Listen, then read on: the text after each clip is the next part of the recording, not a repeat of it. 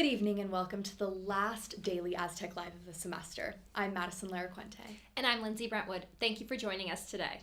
Yesterday, a walkout for Gaza took place. Students gathered outside of Hepner Hall. Take a look.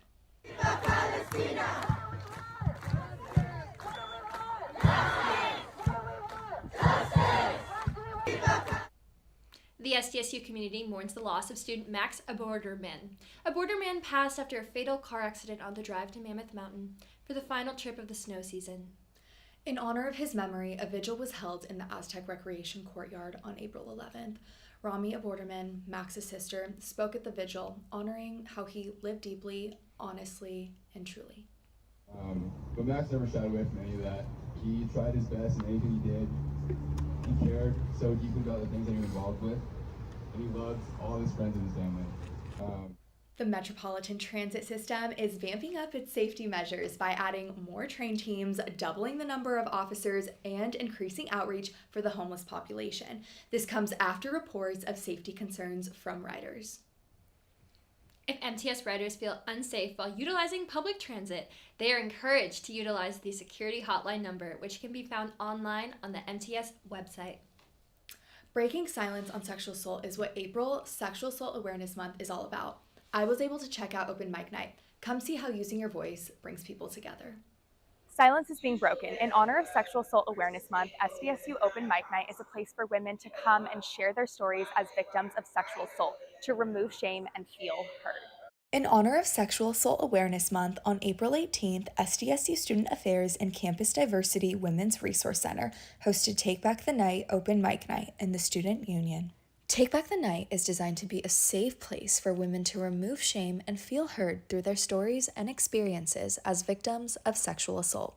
Sharing her voice tonight, award-winning international touring poet who specializes in speaking on the Black experience with prominence on gender, sexuality, womanhood, and race, Ebony Stewart, who read empowering poems regarding women's struggles and experiences.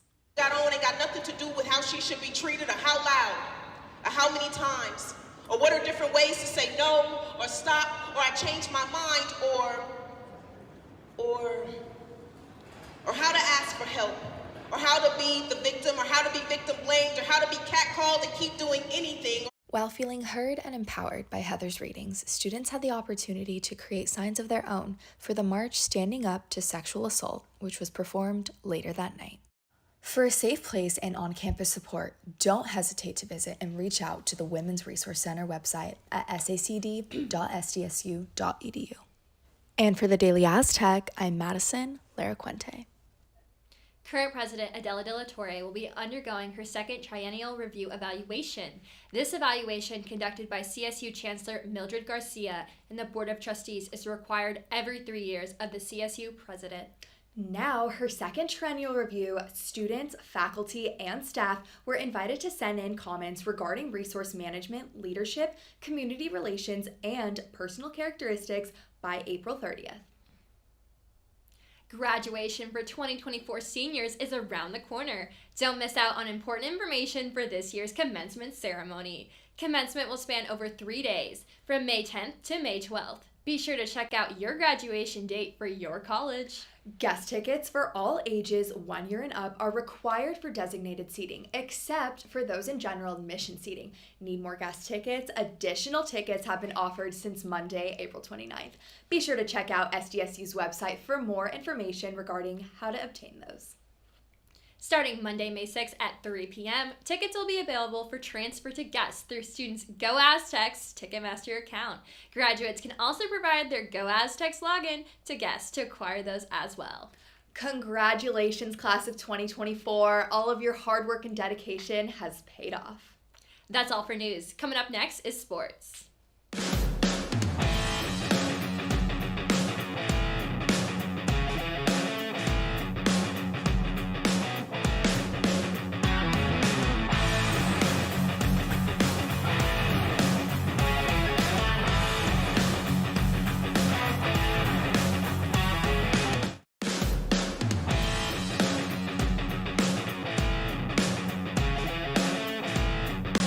Welcome back to another week of sports. I'm Mimi Simons. And I'm Adrielle Hasara. Thank you for joining us today. SDSU men's baseball experienced a devastating 3-game loss this past weekend against New Mexico in Albuquerque. Hoping to come back, the Scarlet and Black are set to play against Fresno State here at Tony Gwynn Stadium this Friday and Saturday at 6 p.m. and Sunday at 3 p.m. Our women's softball sadly lost their first 2 games against New Mexico this past weekend, but came back in their match on Sunday with the winning score of 4-2. To support your Aztecs, make sure to tune in as our softball team faces UNLV this Thursday, Friday, and Saturday in Las Vegas. This past Saturday, SDSU women's tennis came out with a winning streak, beating both Colorado State and UNLV with a score of 4-2. Make sure to support your Aztecs as they travel to Los Angeles to play against UCLA this Friday at 1 p.m. We'd like to thank our men's tennis team for an outstanding season filled with lots of fun this year. This past week, they competed in the Mountain West Conference Championship that was in Las Vegas, Nevada. They placed 4th overall in the Mountain West Conference after this tournament ended with a score of 2-1 as they beat UNLV in Utah and lost to Boise State. We would also like to congratulate our men's golf team on wrapping up their season as they competed in the Mountain West Championship in Emerald Valley. The ending results were 2 first places and 1 second place. Their season is not yet over. The Aztecs play at Purdue in their last regional tournament of the season on May 13th, 14th, and 15th. Wrapping up their regular season, our track and field team competed in the Steve Scott Invitational on April 26, where 2 Aztecs recorded new personal bests. As the school year comes to a close, our track and field teams will have some time to practice as the Mountain West Outdoor Championships take place on May 10th and 11th in Clovis, California. We wish the Scarlet and Black the very best of luck in the rest of the season.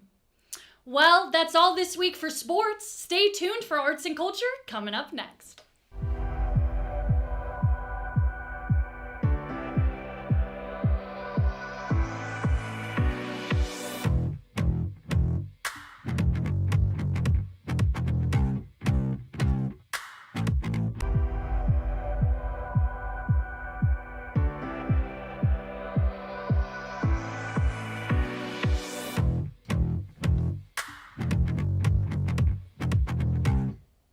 The Latin Dance Club is here and ready for students looking for an outlet to move and groove to the beat.